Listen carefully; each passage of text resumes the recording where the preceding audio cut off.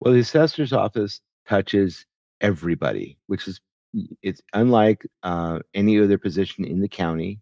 Uh, it is, by impacting uh, the homeowners. It's every homeowner, every property owner is impacted by the assessor's office.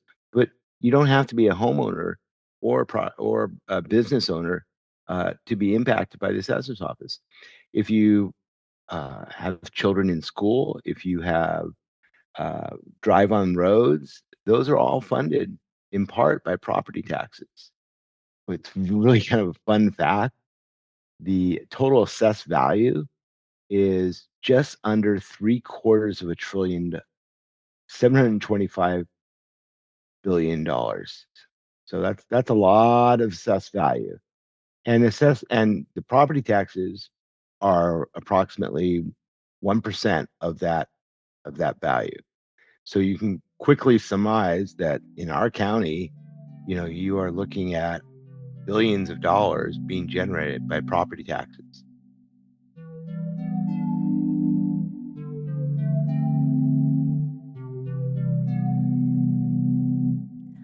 Hello, everyone, and welcome to Only in Santa Clara County. We are a sister project of Only in San Jose, a civic education podcast series dedicated to demystifying and democratizing the process of local government and civic participation in Santa Clara County. My name is Ellina Yin, and I will be your host. Hello, everyone, and welcome back to another episode of Only in Santa Clara County. Welcome back to the classroom. For this episode, we're going to be explaining something absolutely riveting. We're going to be talking about the tax man. So, we are going to be talking about the county assessor's office, its roles, responsibilities, and importance in the whole taxing system. So, the county assessor is an elected position. They are a designated constitutional officer of the state. And the county assessor's office in Santa Clara County has approximately 250 employees, pretty big, and a dozen executive managers. I also want to clarify this is the county assessor is about property tax, which supports a certain number of things, which we're going to learn when we get to the interview. This does not include income tax and sales tax. There's a lot of different types of taxes, and this episode specifically is talking about property tax. Now, at the timing of this recording, October 10th, 2025, we are in the middle of a special election to replace former and now retired Assessor Larry Stone. For those of you who are living in Santa Clara County, this election is November 4th. Please make sure you are registered to vote and that you vote for your next county assessor. You can check out the following episode, so episode 14 on the special election of the county assessor. I split this interview into two episodes to keep the topics kind of separate and also shorter on each. Now, a little note. Not every county has an assessor because the existence and function of a county assessor can depend on state and local laws. And while many counties do have a dedicated assessor's office to appraise property for tax purposes, some counties may handle this function a little differently, with some positions being like elected or appointed, depending on the county's size and the state's regulations. Regardless, though, regardless of the specific structure, the primary role of a county assessor is to discover, classify, appraise, and value the real properties for taxation. And joining me for this episode is David Ginsborg, who we heard at the beginning in the clip. He is a retired deputy assessor under Assessor Larry Stone. In 2021, David retired from nearly 30 years in government service, which included serving as one of the youngest chiefs of staff for then Congressman Bob Filner, policy director for Supervisor Ron Gonzales before he became mayor of the city of San Jose. And most recently, for the last 25 years, he worked for Assessor Larry Stone as his deputy assessor. Previously, he also worked in commercial real estate in Southern California. David has a very extensive bio, and you can read the whole thing in our show notes.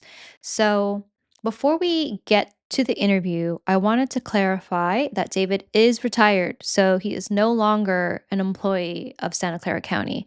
So his views are his own and do not represent the Santa Clara County Office of the Assessor.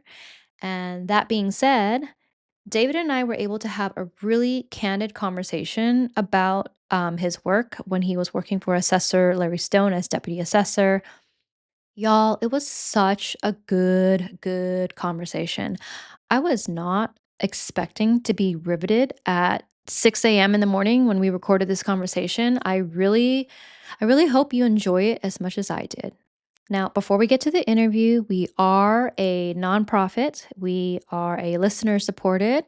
So if you enjoy these episodes, you enjoy this work, you enjoy learning, consider making a donation. It is almost Giving Tuesday at the time of this recording, and your support means so much. Also, a like, a subscribe, a comment, a review, all of those things really help. So, without further ado, now on to our interview.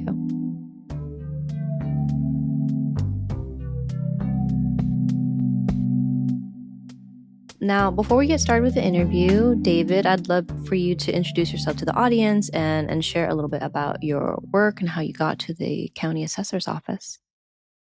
Well, thank you for the opportunity to do this, and thank you for the podcast. I think it's really important that we have more podcasts that focus on what's going on in local government, and so I really appreciate your service. It's really important work. So a little bit how I got to be working in the assessor's office, where I ultimately spent nearly 25 years. I fell into the job. It's not the type of position that you aspire to when you're a little kid. I started out working. I had been working for Ron Gonzales, who was a county supervisor. I was his policy director, and I'd only worked there really a short period of time because Ron was on his way out the office, on his way to run for mayor, and he introduced me to Larry Stone. And Larry had just been elected, and Larry offered me a position, a temporary position at least, and Ron got elected mayor, and instead of working there, I decided that I really enjoyed working for the assessor's office. And the assessor's office is, less political. It is more managerial, it's more technical, and it's, a lot of real estate. And I had previously worked in commercial real estate. My brother and I had formed a real estate company in Orange County, and he loved it, I didn't. And so I moved on. Uh, but it gave me a really good grounding for working in the assessor's office because the assessor's office is a combination of management, real estate, and politics. Thank you for sharing that. I had a follow-up question. What made Sure. you I think you had mentioned politics a little bit, but Mhm. what made you turn down the job with the newly elected mayor, and what was it really about the county assessor's office? Because I think that's really interesting.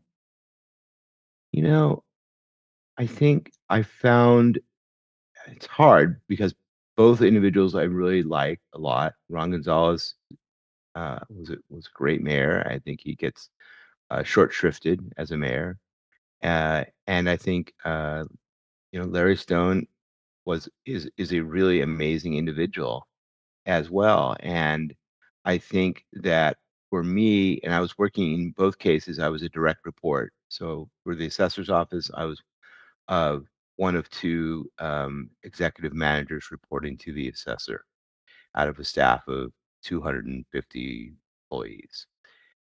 And I think the opportunity uh, to work in the combination of real estate, which I really enjoyed.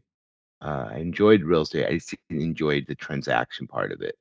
And yeah, I'm more service oriented, and so the assessor's office fulfilled that desire for service, and it also we were it allowed me to be involved in the community Mhm. and to be out there working and doing community service, which is sort of my hobby. A lot of people, they go to sports or they, you know, as collectors. My thing was doing community service. That's what I really enjoyed. which really worked well with the assessor's office because unlike the mayor's office where there are night meetings and you're going into people's neighborhoods, the assessor's office stays in touch only to the extent that the assessor is interested and goes out into the community. There Mhm. are no night meetings. There are no formal, council meetings. Instead, the assessor's office relies upon the assessor or his staff, in this case, myself, uh, going into the community. And so I loved my being involved in the community, being serving on boards and commissions was something I enjoyed doing. It also was much more family friendly. At that Mhm. point in my life, I had, was on my way towards, getting married and shortly thereafter having some kids. And the assessor's office was much more stable. Mhm. I didn't know that Larry was going to be there for 25, well, for my entire career, and then some. Nor did he, I think. Mhm. But lo and behold, that's what happened. And the mayor's office is different. It has a different pace to it. Mhm. The assessor's office has no emergencies.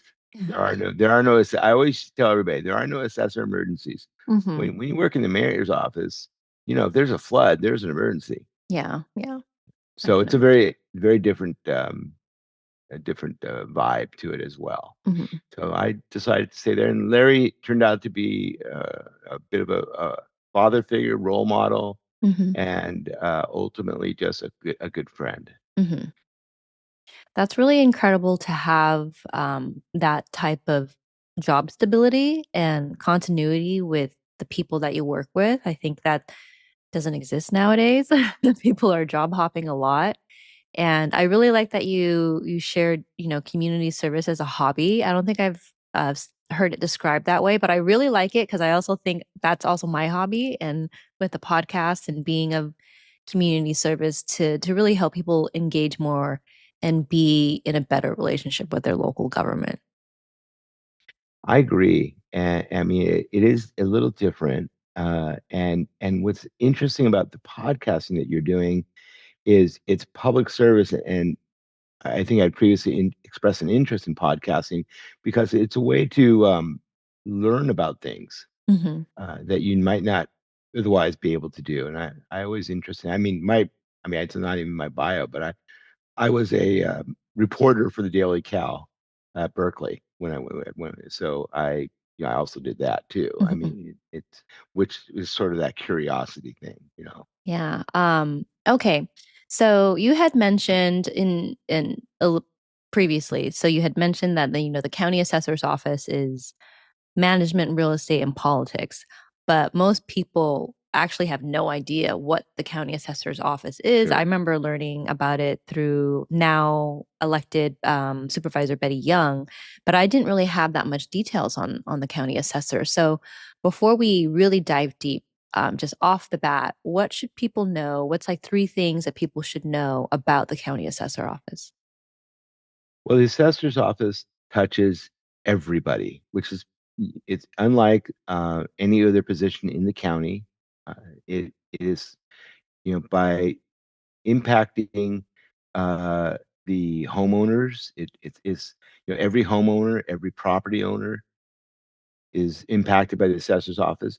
But you don't have to be a homeowner or a business owner to be impacted by the assessor's office. If you have children in school, if you have uh, drive on roads, those are all funded in part by property taxes. And the role of the assessor's office is really to try to identify every taxable real and business property.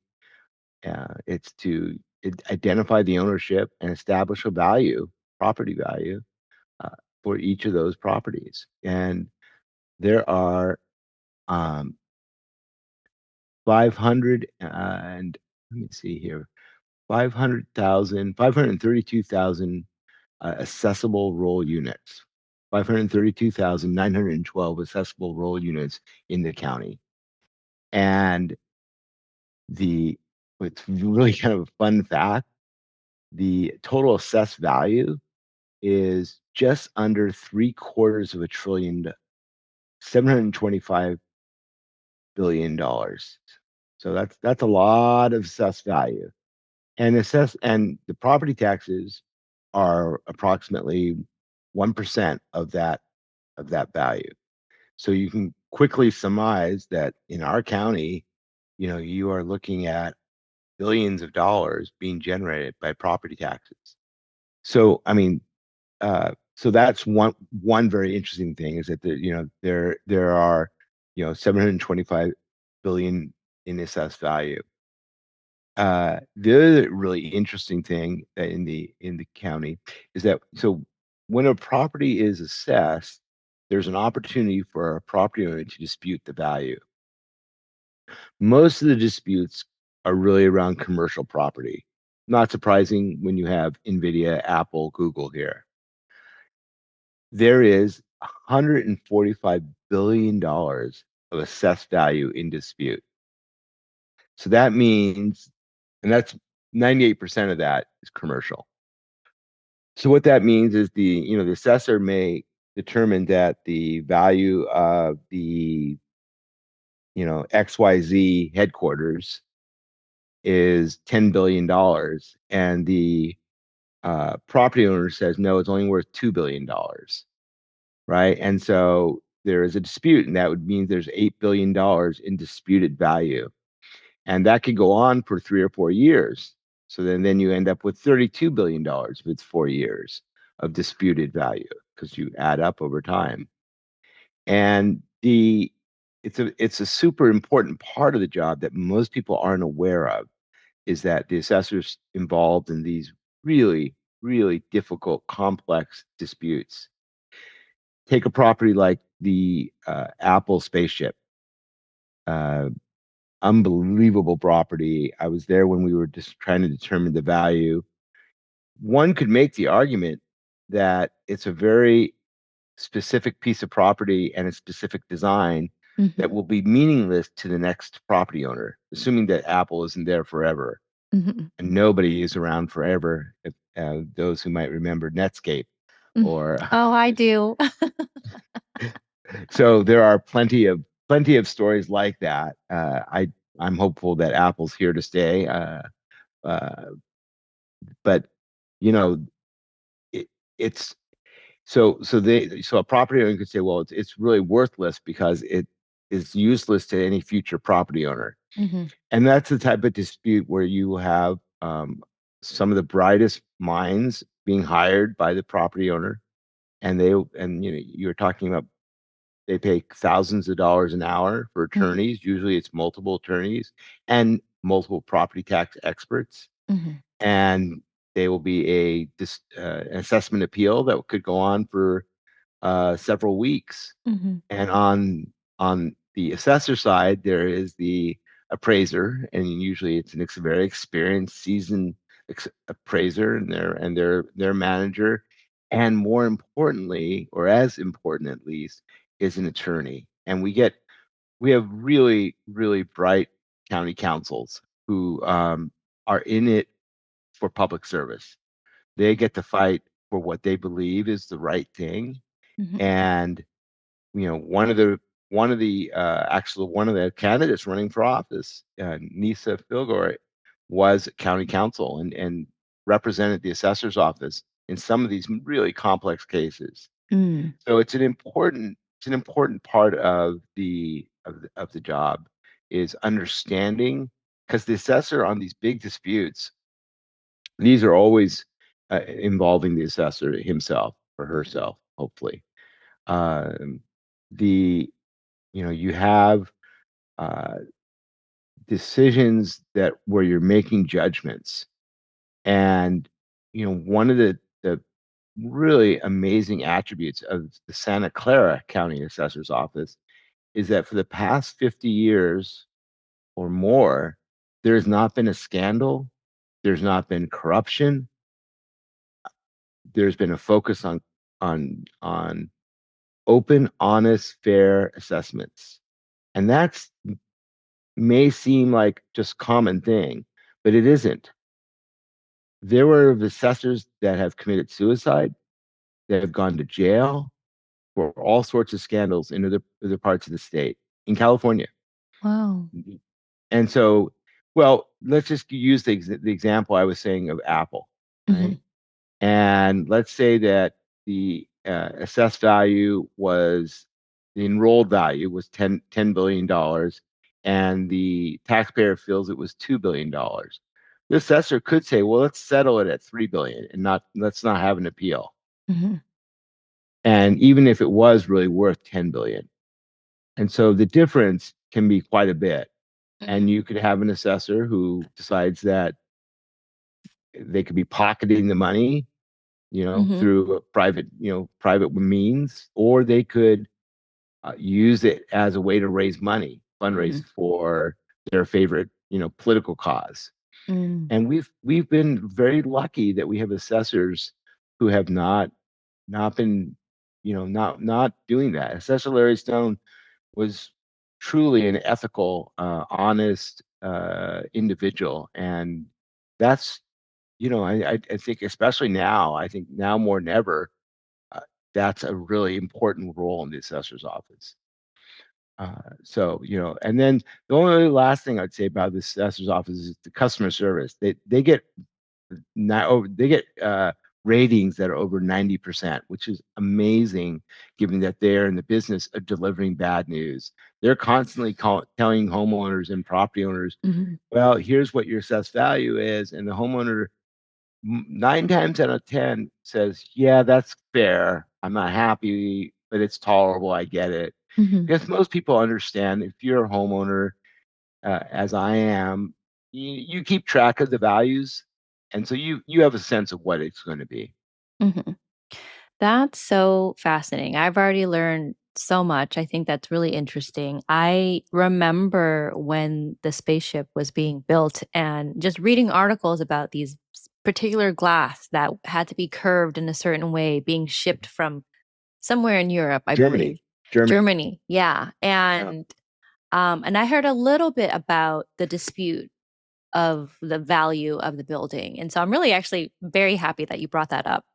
And I'm wondering, in terms of assessing the value, you had mentioned um, I guess, the lifespan of what that building commercially might become afterwards. That is taken Mhm. into account of the assessed value. Is that correct? W- what you're taking into account, what would a likely buyer pay for the property? Mm-hmm. That's sort of there's um I don't know, it's been 5 years, but there's three approaches to value. There's three components of value, and one of which is, what would a likely buyer pay for it? Is an open transaction. I don't Mm-hmm. remember the third thing now, but it's been a while. I was a certified assessor appraiser, and it's been 5 years now. Mm-hmm. So there are, components that go into it, and it's a judgment call, Mm-hmm. you know. But it is as much science as it is art. But the general rule of thumb is, three appraisers sh- are not likely to arrive at the same exact value, but it better be close. Mm-hmm. It should be within a, you know, 3, 4, 5% range Mm-hmm. of each other, so that you're not ending up with these wild swings of a value. And it also means a lot to the the the amount in dispute can be really important, because, like, let's say we had a community in South San Jose, in which the school district, they have bonds, and the bonds are based upon the property taxes.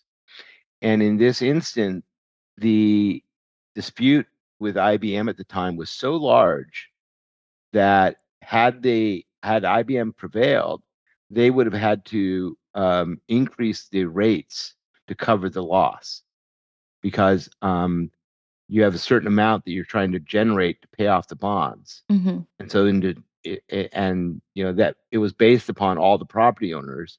And if one property owner was a disproportionate amount of the overall value and it dropped, everybody else, principally homeowners, were going to have to pick up the difference. So Mm. having someone who's really on their game, understands the office, is it's just really essential. Okay. Commercial property owners also pay a property tax. And is that Mhm. property tax, am I correctly assuming that it's not fixed? It's reevaluated every year, or because I know that with I think it was Prop 13, there's certain guidelines for certain homes built after a certain time, and their property rates are locked in. So how is it different for a commercial? So let me just gently correct you on one thing Okay. there, which is that Prop 13 affects everybody, every Hmm. property owner, whether you're a commercial property owner or a residential. That's so for example, Intel has owned its property, I don't know, 40 years, 50 years now, and its main campus is still assessed at the in terms of the land at the value it was in 1978 or since then. So they're paying pennies on the dollar compared to Apple, and Mm-hmm. Apple is paying pennies on the dollar compared to the future company, whatever that is, 10 years from now. And so, but that's on the land. The assessor's office does make changes when there's new construction. So I know Intel recently did a bunch of new construction, and so there'll be assessments based upon the value of the new the buildings or things like that.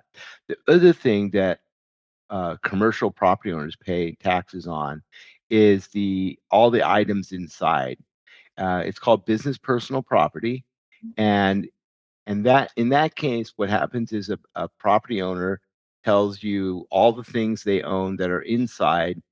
Uh, so, for example, if you were to take a Walmart, you'd have the shelves and the cash registers and the um, you know some of the fixtures and things like that. Uh, in a high tech company where they are doing maybe manufacturing chips or they are designing chips, it's very sophisticated equipment that Mm-hmm. can be worth billions of dollars. And typically, the way I like to describe the business personal property for how do you distinguish between what's called business personal property, and Mm-hmm. that's assessed and importantly, the value of that goes down over time. So equipment that has a depreciating value as opposed to the land, which goes up. And the way I like to look at it is if you were to turn the building upside down, Mm-hmm. everything that falls out Uh-huh. would be business personal property. I mean, it's a Oh, simplistic way of looking at it, but it generally captures most business personal property. that's a very good analogy. Yeah, it works. It works. So yeah. Okay, so in terms of what all the things that the county assessor office does, there is appraising, and you said there is management and Mhm. reassessing when Mhm. there are new things. Is there anything else, and disputes? Is there what else Yeah. is underneath that umbrella and Yeah. purview of the county assessor? Yeah. And a very, very important part is what's called changes in ownership. Mm-hmm. So when the easier ones is, single family home sells their home to somebody else.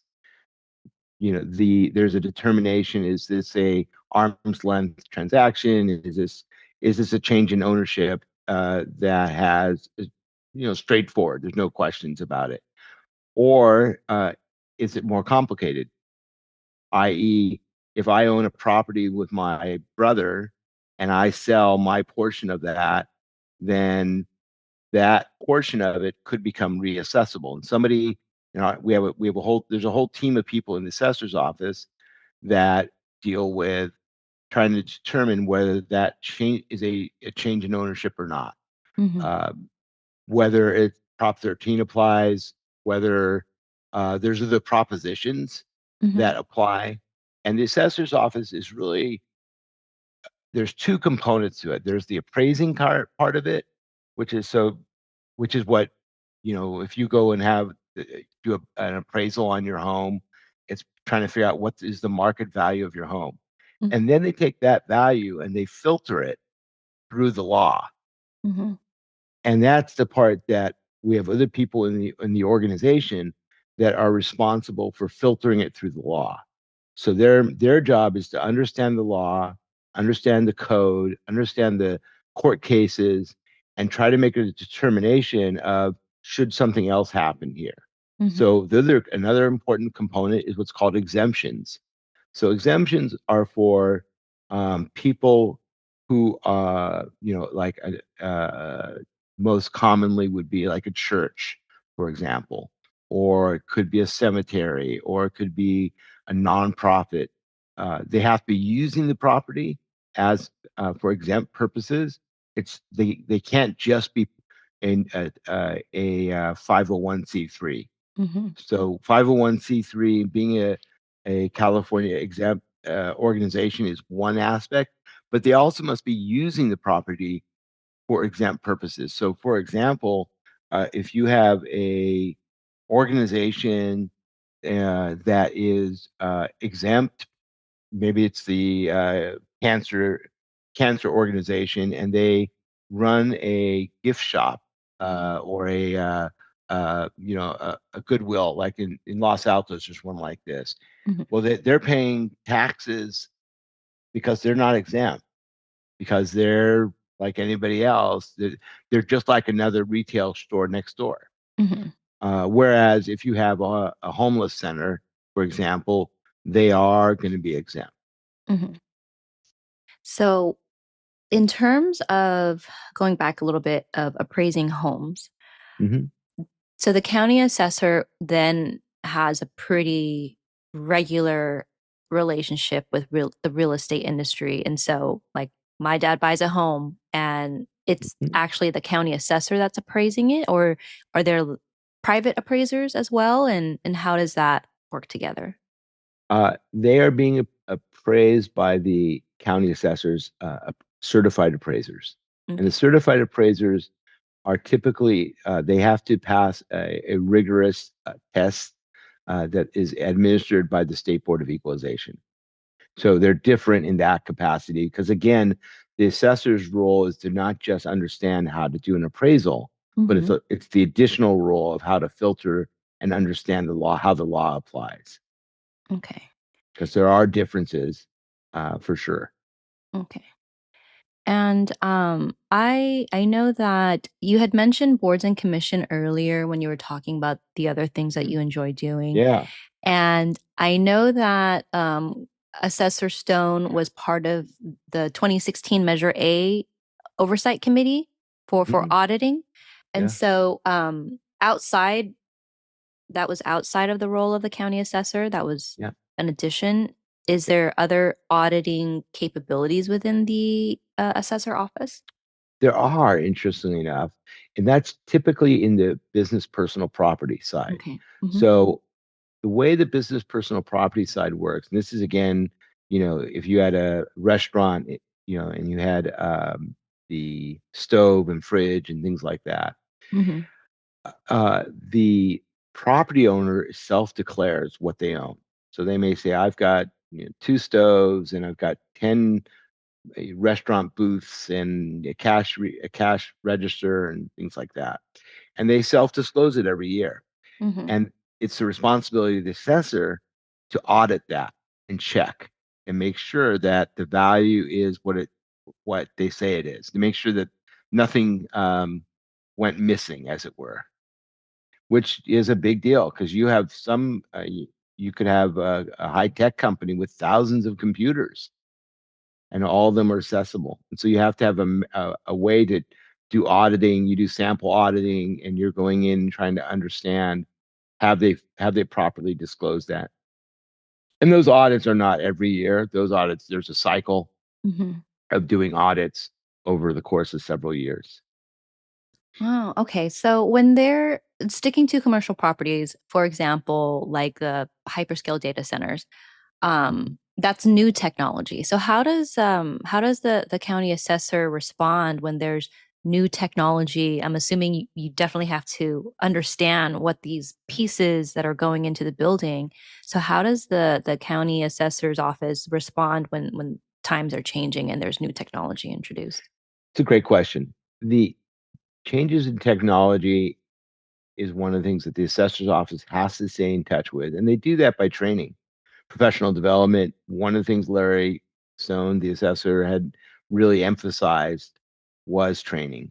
It was the urgency of, making sure that people had the skill set so that they could, better understand these issues. And so, yeah, no, it's definitely having people who are, that by their training, they're staying in touch with and learning about these very complex topics. We also hire people from the commercial sector.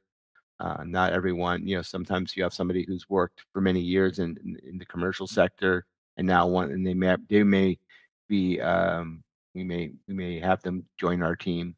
Mhm. Oh, very cool. The job sounds even more and more It, interesting. well, I think it's one of the most interesting jobs in government because the assessor or the auditor in the business personal property case, they're one of the few places in government where uh, you have to make a judgment, and you have to stand by your judgment publicly. In other words, once you determine the value of a home, you then have to be willing, if challenged, to go before a public board and say why you felt this value was correct. And you got to go eyeball to eyeball to the property owner, and that's really hard. This is, I mean, but if you, but it's not hard if you feel you're right. Mhm. It's really, you become confident and know, like, yeah, I'm doing the right thing here, so it's not as hard, but it's a big deal. Most places in government, you make a decision, you make a judgment, and you have no idea whether you're really, having the impact that you would like to see. I mean, that's an overgeneralization because the county does a lot of great things and there's a lot of great people. I mean, we have doctors and nurses and, all sorts of people doing in all sorts of great stuff in public service. But it's a neat part of the assessor's office, I will say. Yeah. And the fact that you had mentioned there hasn't been any shakeups or newsworthy headlines about the county Yeah. assessor office. I have read the books like the Fifth Risk by Michael, I think Michael Pollan. I'll have to go back and look at it. But it was about like the transition process between presidential campaigns. And then there's another Mm, one, Who is Government, which is like a bunch of stories about all of the different facets of government that we never hear about, but they're yeah. quietly and successfully doing their jobs, and we're none the Yeah. wiser. Yeah. No, I mean, I think that's one of the, I think more than ever, we've lost sight of the fact that there are so many components that go into determining whether we are safe in every day. I mean, we live in a country where I'm now back east on a vacation. I can turn on the water and I know I can drink it. Hmm. Okay. Full stop. And there are hundreds of employees and scientists and all sorts of people that went into me being able to have safe drinking water. It's a big deal. We take it for granted in this country. The fact that I can drive over roads and by and large feel like my roads are being paved in a way that is fair and not political, at least in California, is a big deal. And I think that's, people forget the role of science in government. It's we so much of everything we do, there's the success of our nation is relying upon all of these invisible parts of the government that are critical for our lives, for the quality of life that we've all come to love and enjoy. And I think we are getting a lesson right now about that, Hmm. about the importance. It's the government. We're speaking right now when the government is shut down, Hmm. and the air traffic controllers. We've had problems with some of the airports, Hmm. and that's very simplistic. That's very causality. But you know, government plays a big role. Yeah, I used to actually work in water and wastewater treatment, Oh and my the amount goodness. of things that I learned about what goes into keeping our water clean and the technology being invented, and definitely Yeah. more investments are needed in water treatment because the stuff that's going in the water is constantly changing. Yeah. And but that was a fun time in my career. Wow. Somebody should turn the table and do an interview with you. Maybe for your podcast. There you go. There you go. So, in terms of the county assessor office, I know we've been touching on a lot of different Hmm. aspects. I'm wondering if you can walk me through like the workflow, like a day in the life. Like how would that start? What are some of the components that Yeah. go into? And I would actually love to start with maybe like commercial properties, just because that's lesser known, and Mhm. also I didn't realize it was such a big bulk of the valuation of a county. So a commercial property owner, you could have a commercial. Let's do it from the ground up. Somebody just buys a piece of property and says, I want to. Well, let's use Google as an example. Google West in San Jose. They're looking. They bought property years ago at what many thought was the absolute crazy price of $4 million an acre. I think it was. Now that's relatively cheap, I think, these days. Well, I'm not sure, but so you would have an appraiser going out and doing an appraisal of the land and determining whether that was market value or not. In that instance, I don't remember, but it's possible the assessor actually valued it less than the property owner paid for it. Hmm. So that can happen, and then that value stays on the roll and increases every year by no more than 2%. And then let's say Google decides to build on it. So as they're building on it, the value of the buildings are once again appraised, and that becomes the new assessed value. It's a combined assessed value between the building value and the old land value. Hmm. And then let's say they put in chairs and tables and computers and wall screens and all of the fancy gadgets that will go into a Google headquarters. And then the business property team will go in and they will get information from the property owner talking about all the stuff they own and the equipment and the value of that equipment. And then the assessor auditor in this case, is going in and they make a determination. And then let's say that on the campus, uh, the Google has a public museum that is open to the public and is open. You don't have to go through Google to get in. It's a full open public museum, and it's a museum of the internet, right? To the best of my knowledge, there is no museum of the internet. Hmm. There's We have a history museum, we have the tech museum, and let's say they did a museum of the internet. Well, that would potentially be exempt, and so another part of our organization would look at this and say whether that was exempt. Hmm. And then you even add a little more complication. Let's say Google needs some more money, more cash, and they may sell the land of their headquarters Hmm. an investor. And then the change in ownership team will have to determine whether that is true change in ownership and determining then the market value for that change in ownership. So that touches most of the assessor's office. The only other part of the assessor's office that's I haven't mentioned would be the people who are responsible for doing the maps.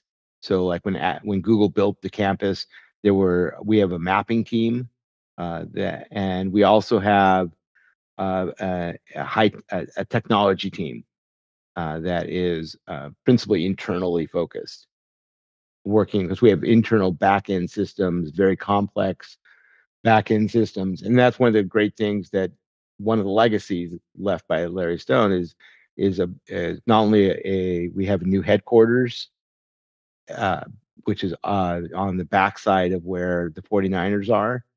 Uh, but we also have a new computer system that is about to get launched. Finally, it's been many years in progress. It's been step by step.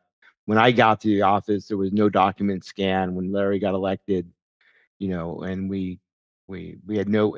When Larry was elected, there were still punch cards for the business division Mhm. that with card readers. There was no document scanned. In fact, there were no PCs in the office. There was old, dummy terminals like Wang's, I think, and stuff like that. And he modernized the office. And then the last piece of that has been to completely overhaul the internal computer system that manages all of the data. Mhm. So the mapping team, that's really cool. Hmm. That sounds really awesome. So what are they mapping? Well, how does that work? Sure. So the assessor's parcel, uh, there is, and it's available to anybody in the public. You can go online and look it up. There are parcel maps, and what they're doing is they're going out and they're determining, mostly from information they get, but they're determining where the parcel lines are. So they will read a deed, and a deed may say this many degrees this many degrees that, and they're and it is the mapper who has to put that into an actual physical map that shows maybe where the easements are, the areas that are owned by utilities, for example. They may show the boundaries of the property, because there can be disputes over the boundaries. You could have one property owner who says this is mine, and the next door neighbor says no, it's no, you're encroaching on my property. So there are these maps which are used for all sorts of things, but principally it's to determine where the property is, and so that it's then used as part of the appraisal. It sounds like there's a very physical aspect of the job too. So when you are assessing commercial properties, is there appraisers physically just walking through the building and looking at Absolutely. things? Absolutely. Oh. Yeah. Appraisers and auditors will go into the building. They always, they're there during the construction. They're the, so, Google's new headquarters had some pretty interesting construction involved, and they were there for that. Same with Apple. Mhm. And and the auditors are going in, looking at the equipment, trying to understand what its purpose is. Mhm. And how equipment is used is also really important. So you may have an air conditioner that could be appraised as an air conditioner, whereas if it's in a large, let's see, like a data center, which, Mhm. unless it's near the ocean or near the water, which some are, they have these massive air conditioning units. Well, that becomes a very different type of equipment with a very different value, because it's integral to the purpose of what it is. Mhm. You can't treat it like a home air conditioning unit. Mhm. It's not assessed in the same way. Okay. And just to make clear, nothing inside a home is assessed. It used to be. Mhm. It used to be before, many years ago. They used to even assess the dogs, I think I Oh heard. my gosh. Yeah, yeah, it's like this crazy, like your furniture, and that was before Larry and me and others. But yeah, that was a long time ago. Oh, That was, was yeah. was there a law that changed that, or was that internal policy? I think that was changed in the 70s. Mhm. I'm not sure when, 1970s. Okay. I don't remember. I think it was one of the things they changed. The legislature changed. They were trying to avoid what ultimately became Proposition 13. Mhm. Okay. So, you had mentioned being in the construction phase of commercial buildings. Is there, I guess, like a permitting process, kind of like you have to get a permit to build with like the planning department? So when it comes to the assessor's office, what are the lines of interface between commercial property owners and the assessor's office? And is the assessor office monitoring the gates, like, okay, you can proceed to the next level or to the next level? So the assessor's office is definitely monitoring and receiving information from a lot of places, which include the planning department. So the planning department, we get permits saying when a property has, somebody has put a permit in, and, we get tens of thousands of permits a year. Many of them, somebody's putting in a new boiler or something like that. That's not accessible. But if somebody is adding a bedroom, that is accessible.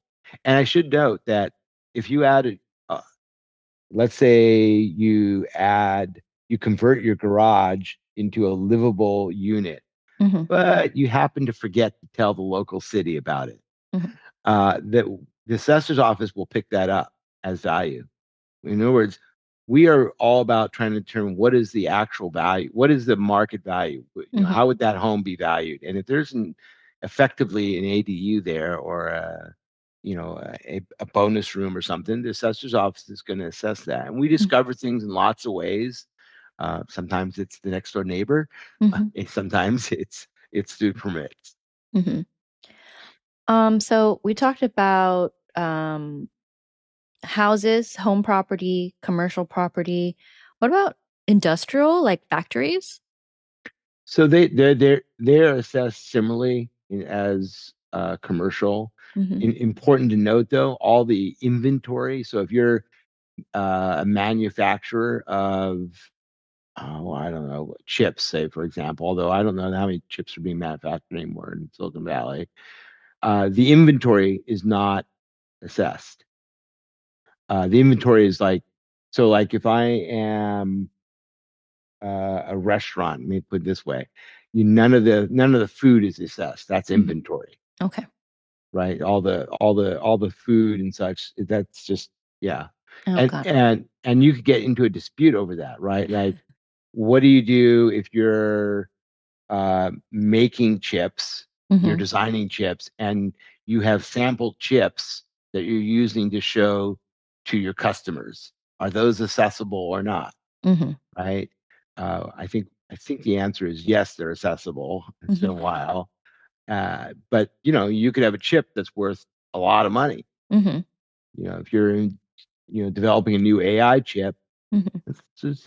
they're high value. Okay. So Yeah. let me go back on something that we've not talked about and that's Proposition 13. Proposition 13 has been with us since 1978, and it affects, much to the surprise of some people, every property owner. And the reason it affects every property owner is that once you own the property, you get the benefits of Prop 13.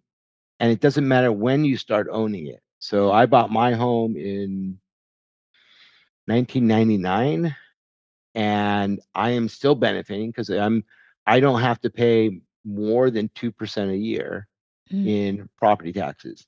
And let's say I bought my home in 2023, Mm-hmm. and let's say I paid $1.3 million. And if in the last 2 years the value declined, which does happen, and in fact, there's over 20,000 in the last 2 years, there's been over 20,000 properties with declines, Mm-hmm. and we will reduce the assessed value below what you paid for it if the market value has fallen below what you paid for it. And we've seen at its height, there's been as many as 100,000 declines of value when the market has plunged, Mm-hmm. as it has done in cycles. So that's another aspect of what the assessor's office does, and that's all part of Prop 13. There's some companion propositions, but that's Prop 13 is certainly the biggest and the one that most people are familiar with. Okay. But I think, and as I learned on this interview, I didn't realize it also affects commercial property, because that's something that's never discussed when Prop 13 makes the news cycle. Is it's mostly about the homeowners. Right. Yeah. Yeah, and that makes sense because Mhm. the majority of properties by volume is homeowners. I mean, of the 500,000 plus accessible units, you have, trying to think, I don't know how many, it's like over 400,000 are residential. Mhm. Okay. So, but the value, a lot of the value is the commercial value. Let's see. I had a question about thinking about a property, the next owner of the property and like the future, because I think that's kind of an interesting futuristic aspect of the county Mhm. assessor is how do you determine a value in like all of these possible futures that we could have?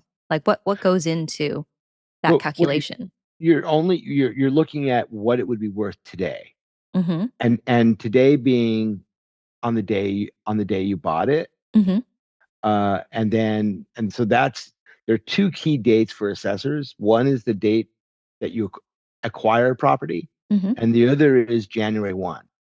And the reason January 1 is so important is that that's the date by which you determine. So, for example, let's say on December, let's use the example of, uh, if your property burns down on January 2nd and you are able to rebuild that house by December, the assessed value won't is not likely to change, even though you had some time period in between. Mm-hmm. Whereas if your house burned down on December 31, on January 1, we're looking at what's the market value of that burnt down house. Mm.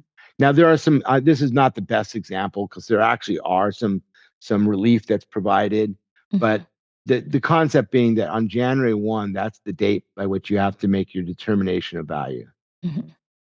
uh, for for existing assessed homes Mm-hmm. and commercial properties. So, that's a real key date. Okay. And let's see. So how does the county assessor work in terms of government accountability? Is there a Yeah. relationship between government accountability with Yeah. the assessor's office? Yes. I mean, the assessor is accountable ultimately to the public, but there is a role between the public through the county government, excuse me, the county government, the city. They are also keenly aware of what the assessor is doing. And if they feel the assessor was, uh, just pushing values to be too low, because I said there is a range, right? Well, you Mm-hmm. could have an assessor really leaning on his staff to lower all the values to the lowest point possible. Mm-hmm. And you would have that would, you would have local government that would be interested in that. But the assessor is also audited by the State Board of Equalization. Hmm. And there's an audit done I don't know there's a cycle. I want to say maybe every 5 years that there's the State Board of Equalization comes in and does a comprehensive audit with recommendations. And they do this thing where they will look at what's how close are you to the mark? In other words, they will take a sample of properties in the county, random sample. They don't tell us who it is. They have all our data, and they will then go out and do appraisals, Mm-hmm. and they will check and see how close. So is their appraisal to what we did? Mm-hmm. And then they calculate a number, and if you are not within, I think it's 98%, you yeah, I think it's either 95 or 98%. You have to be within pretty close. I think it's 95%. If you are below that or over at 105%, you risk losing your funding from the state. Well, The assessor's office gets funding from the state as well. mm-hmm. So that's a big deal. And assessors really don't want to ever be, I mean, Santa Clara County has routinely been in the 99% range, 99 to just under 100. Because you really in a perfect world, you really don't want to be too much over 100 because that Mhm. means you're slightly over assessing. Mhm. And ideally, you don't want to be too far below either, because then you're under assessing. And if you're under assessing, you're really, the people who suffer are all the services that depend upon the Mhm. property taxes. Schools primarily, but also cities and counties rely upon property taxes. Speaking of taxes, you also collect property tax, and then there is a certain, I think, appropriations, right? So you divvy up the property tax and send it to the relative departments and whatnot. Is that correct? No. Okay. Um, there's the assessor, and then there is the tax collector, Hmm. and then there's the county controller. Okay. Three different jobs, three different people. Hmm. And the assessor is a constitutional officer of the state, just like the sheriff and the district attorney. Hmm. They're in the state constitution. There is the additional role of the tax collector. So what happens is the assessor turns over the assessment role to the tax collector, Hmm. and then they are mathematically applying the tax rates. Hmm. There's much less judgment involved on their part. Their job is, making sure that they apply the right property tax for the right Hmm. jurisdiction, the right amounts, and then they send out the tax bills. Okay. And then the controller is the one who makes the determination of making sure that the values are going to the right jurisdictions, Hmm. and it's the allocation of the money. Okay. So that's Okay. what the county controller does. And that's a whole department in the county. And both the tax collector and the county controller are overseen by the board of supervisors. How does the county assessor, and I think, we've covered a lot of that, so maybe this is Yeah, a quick question of sure. how does the county assessor impact like tax and budgets and that relationship with county taxes and budget? So it is really, the assessor is at the ground floor of determining what ultimately how much money schools principally, but also cities and counties have to spend. Hmm. Property taxes is a huge part of their. I mean, I know Santa Clara County, the government of the county, I think it's over $1 billion. I don't know the exact amounts off the top of my head, Hmm. but I might be able to find that real quick. But yeah, it's so we work very closely with those entities. Let me Hmm. see here. Just kind of looking up something that I've got here. Yeah, I can't quite put my hand on it right now. One interesting thing, top three taxpayers in the county. Uh, who would you guess? um, Homeowners, commercial property. How, we'll start out with so by name, the number one is Google. Oh, entity. Yeah. Okay. Yeah. And then the next one is PG&E. Oh, wow, PG&E. Okay. Yeah. Yeah. All the utilities, all those things, Mhm. those add up. Okay. Those do add up. So, And this is public information. yeah, there's a really good report called the Assessor's Annual Report. Okay. And I'm using last year's report because the new one hasn't yet come out. Mm-hmm. But it's got tons of data. And I would really, really strongly recommend. I actually created this document 25 years ago. Mm-hmm. But it's a really great piece. It's just voluminous information, and everyone who has an interest in this type of stuff really should take a look at it because it's just packed with data. Oh, that's so awesome. That actually dovetails greatly into the next question, which is what are some of the public facing aspects of the county assessor office and, where if people are interested and they want to understand more or volunteer or, Sure. yeah. But I want to go back real quick to your question because I did find the answer. Okay. So the assessment role in 2023, 2024 generated $8.6 billion in taxes. Mm-hmm. 44% of that went to public schools. Okay. And the county gets 12% and the cities get 10%, and the rest are split between community colleges, special districts, things like that. Mm.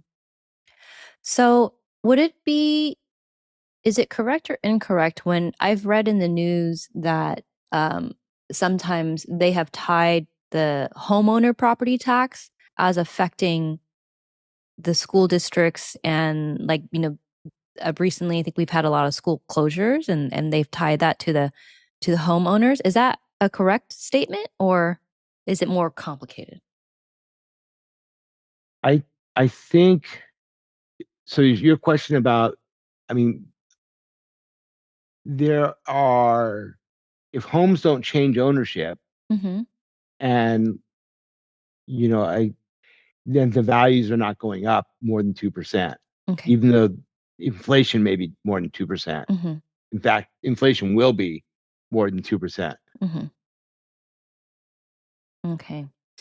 I think what let's see, I'm trying to remember the statement. It was actually from the Silicon Valley Pain Index, and they were saying there was a correlation between the high cost of homes here Hmm. and people can't afford to buy homes here. So I guess that leads into the change of ownership, and that's affecting the school district budgets, I guess.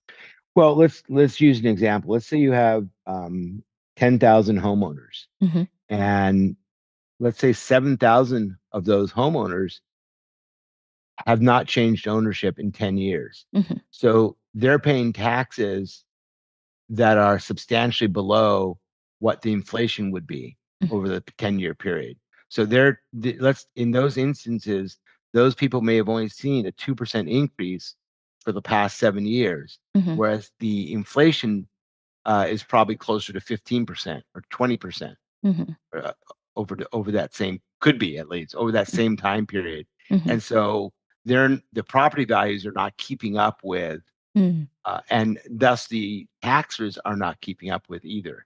Okay. Same thing is, if they issue bonds and such, it's always based upon the assessed value, which again is not going up at Mm-hmm. market rate. It only goes up at market rate when there's a change in ownership. Mm-hmm. And I mean, I've owned my home since 1999. My kids have benefited from the public schools. They've gone through Willow Glen Elementary, Willow Glen Middle, Willow Glen High, and they're on now to public. Berkeley and UC San Diego and doing the public schools. That's all paid for by the property tax system, Mm-hmm. in part. Yeah, that's But homeowners and now, commercial. right, Yeah. and in 1999, the value that I was paying for diapers is or nowadays eggs or whatever is substantially gone up more than the value of my home. Mm-hmm.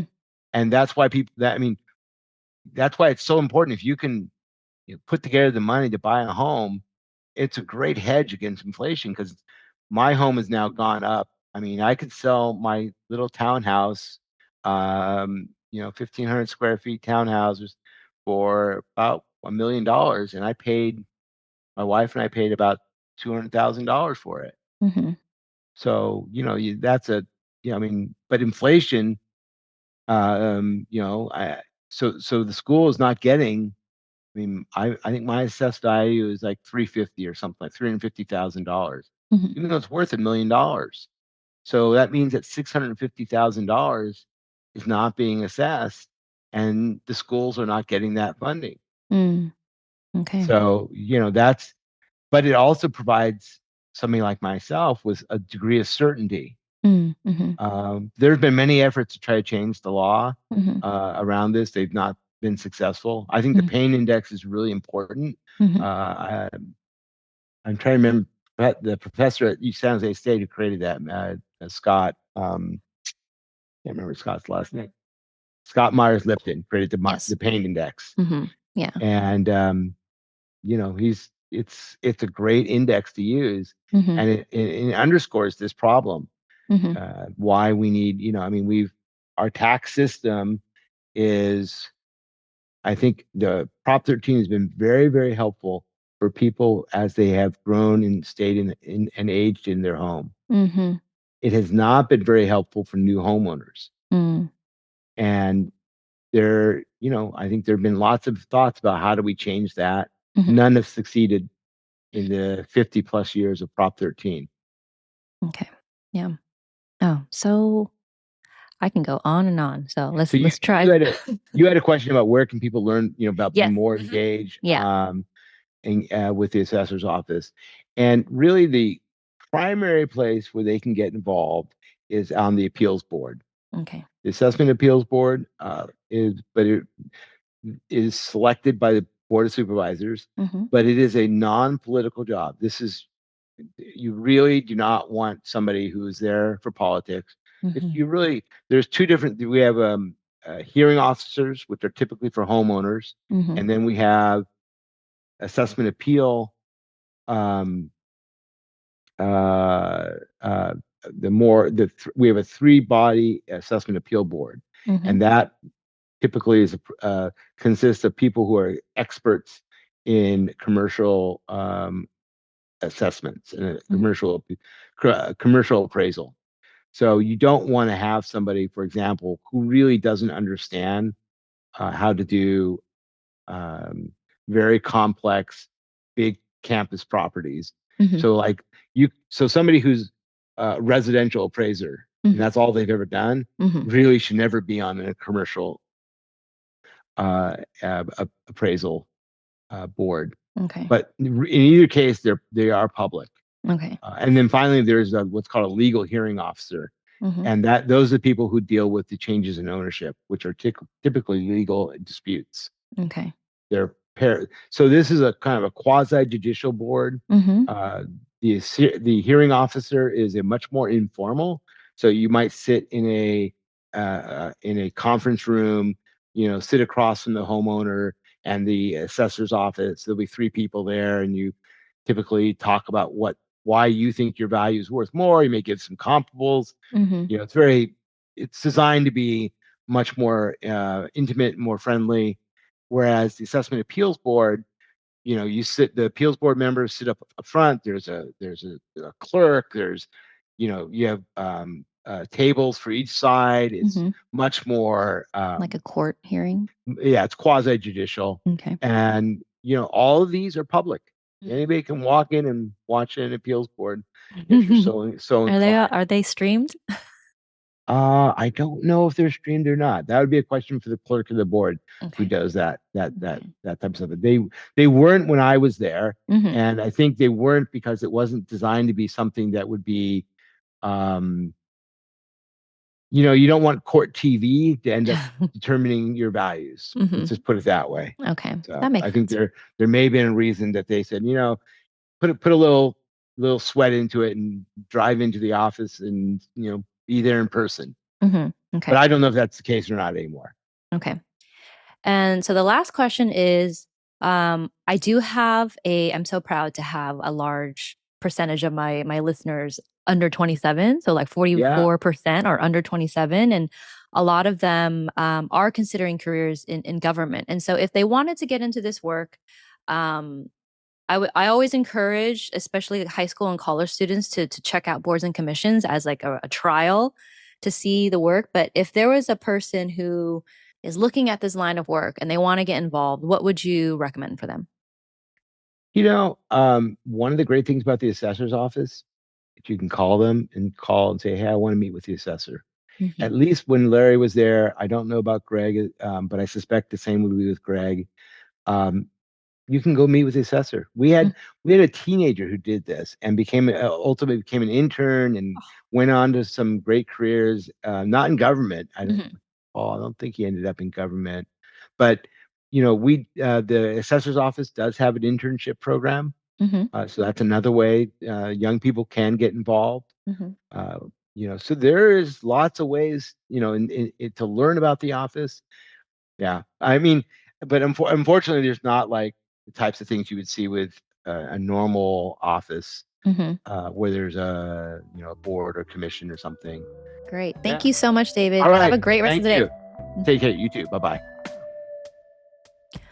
I don't know about you, but that was pretty interesting. I was definitely not thinking that we would start talking about the Apple spaceship and data centers. So that was pretty cool. So I hope you learned as much as I did.